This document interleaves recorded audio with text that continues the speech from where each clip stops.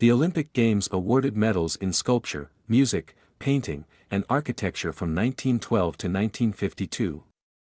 The creation of the modern Olympic Games was inspired by the ancient Games, which were held in Olympia, Greece, from the 8th century BC to the 4th century AD.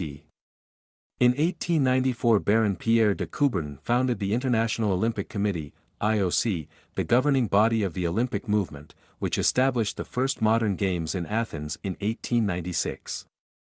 Baron Pierre de Coubertin believed the Olympics and the arts to be essential to the games in his vision of a true Olympian, but this proved to be a short-lived romance. Richard Stanton, the author of the forgotten Olympic art competitions, wrote, "He was raised and educated classically, and he was particularly impressed with the idea of what it meant to be a true Olympian, someone who was not only athletic but skilled in music and literature." While the Baron was unable to persuade organizers of the first games, which were held in Athens, St. Louis, and Paris, that art competitions were necessary, he continued to champion the arts as essential in the games. During the early years, organizing members were struggling to keep the games afloat and did not view the arts as essential.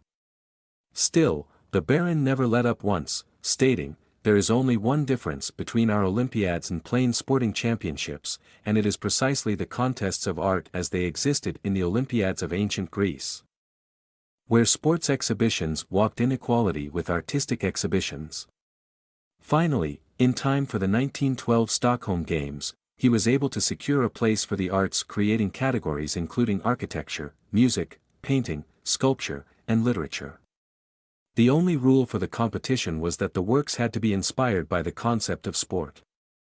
Most of the applicants were European artists, totaling about 33 total participants in the first year it was held. The Olympics grew into a premier international event over the next decades. The sports gained high prevalence, but the fine arts competitions failed to garner attention. The Baron himself entered the competitions under pseudonyms in fear that there would not be enough participants. Seems fair, right?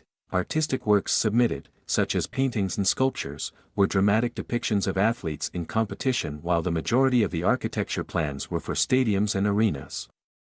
However, the structure of the competition was inconsistent and confusing. Categories often awarded different ranges of medals, and the criteria remained unclear.